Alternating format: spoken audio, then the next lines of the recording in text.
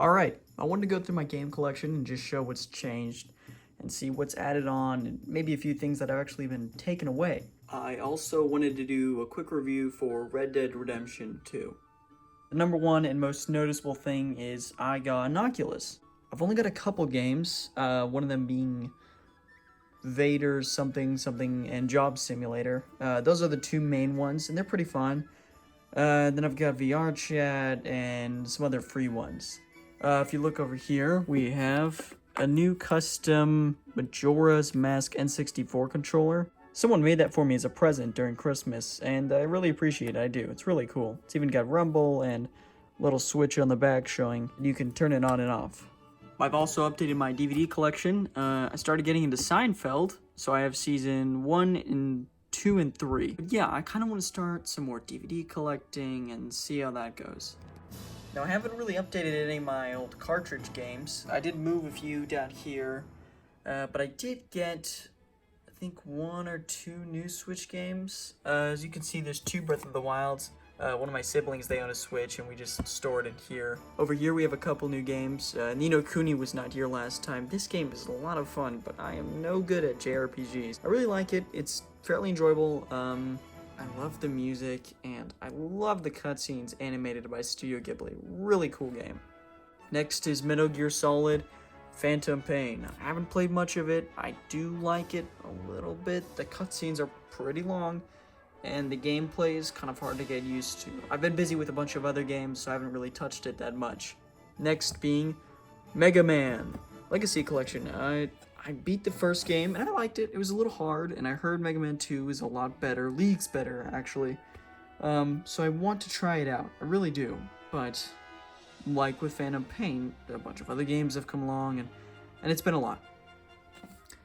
Next is Jedi Fallen Order. This game is really impressive. I mean, you know, when you go through corners, and there's no loading, and that really shocked me. That was one of the first times, besides God of War, that I had seen that.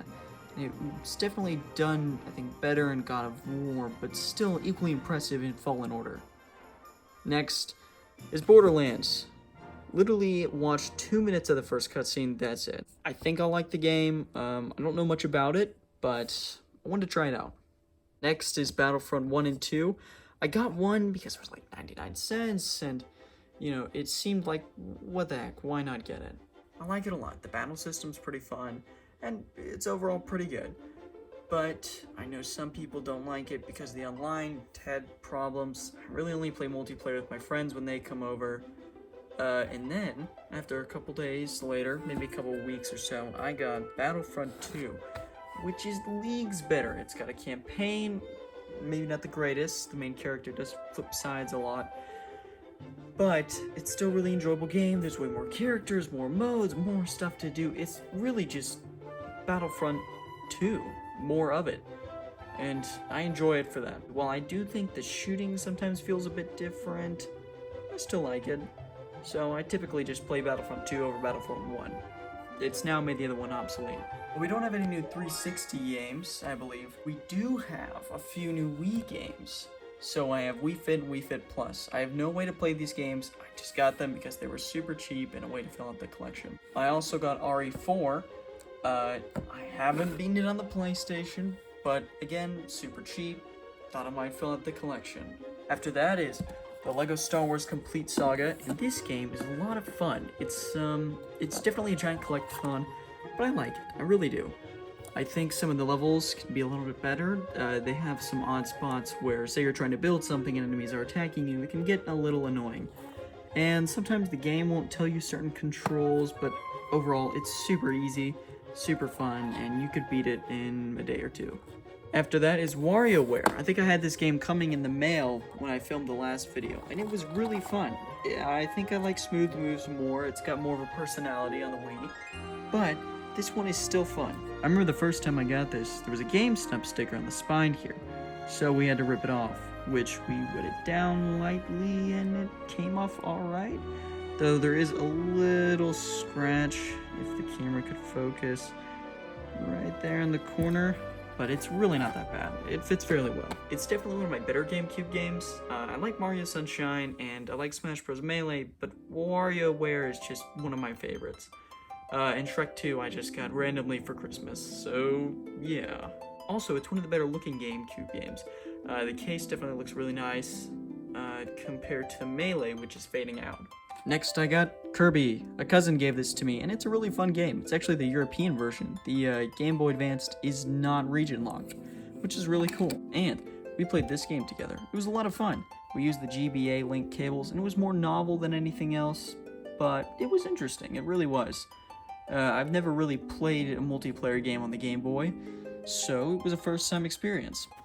Now for the meat and potatoes. Red Dead Redemption 2.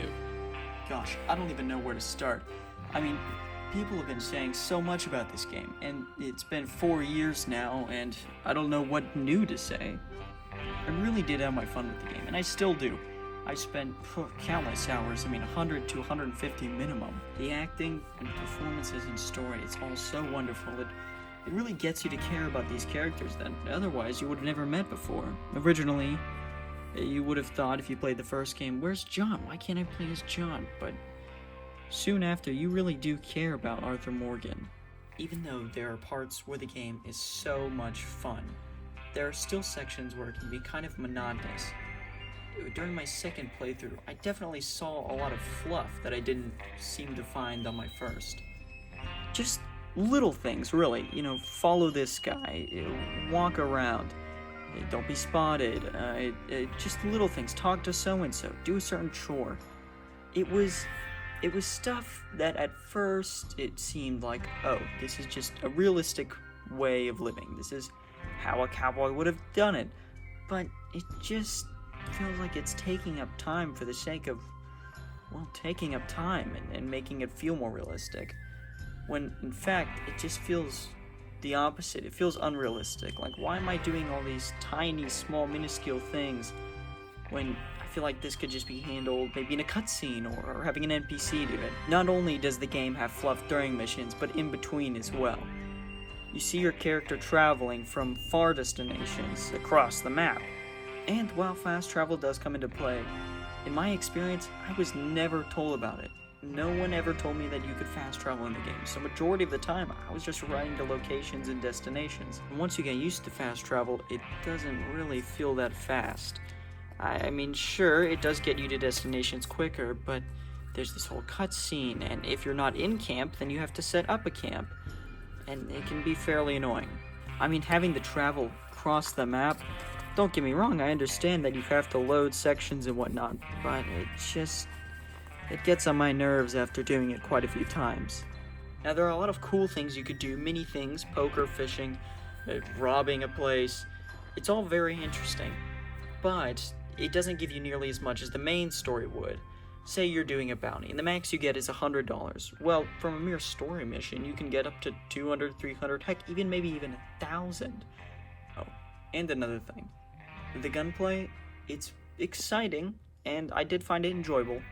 But after a while, it just got boring. I mean, it was monotonous shooting people, and while Deadeye is fun to use, I wanted some more alternate methods. And yes, you can use throwing knives, or your lasso, or bombs, fire bottles.